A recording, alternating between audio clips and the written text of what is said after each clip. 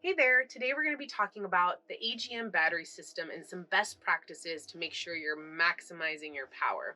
So, while you're at home, before you're getting ready for a trip, it's really good idea to plug into shore power. I usually do this the day before. That way, batteries topped off. I turn on my fridge and I make sure that it's cooled off before I put things in there. And I do also make sure I'm putting cold items in the fridge. That way, once you're off of shore power, the fridge isn't using more power to cool itself down. And then, kind of when you're on your trip, there are several ways to charge up your batteries. The first is to find a shore power source. So you can do that at some campgrounds, RV parks, or a friend's driveway. It's really great if you're on a long trip to midway get some good power by plugging in and making sure that your battery is topped off. Once you hit the road, there are a couple ways that your battery can get topped off. So while you're driving, your alternator is going to put power into your battery. Now, driving for just a couple hours a day isn't going to top off your batteries. A full day's drive, maybe. So just keep that in mind. The other way that you're going to get power into your batteries is through your solar system. So if you do have the solar option, that will top off your batteries mostly every day, depending on the conditions. All right, so let's talk about some standard readings that you'll see.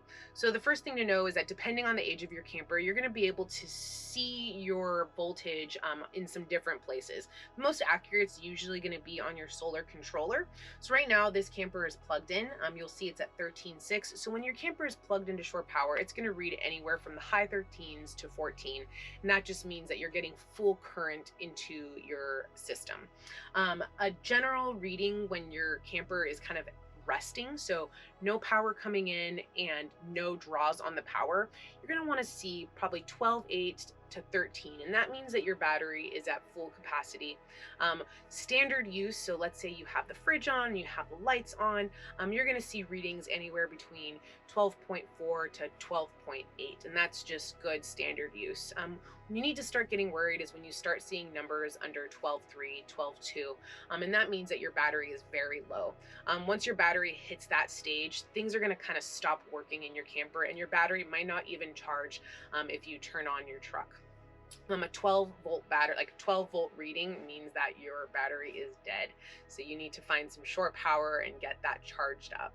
Here are some reminders that will help you on your next trip. These are things that I always double check and keep in mind when I'm traveling.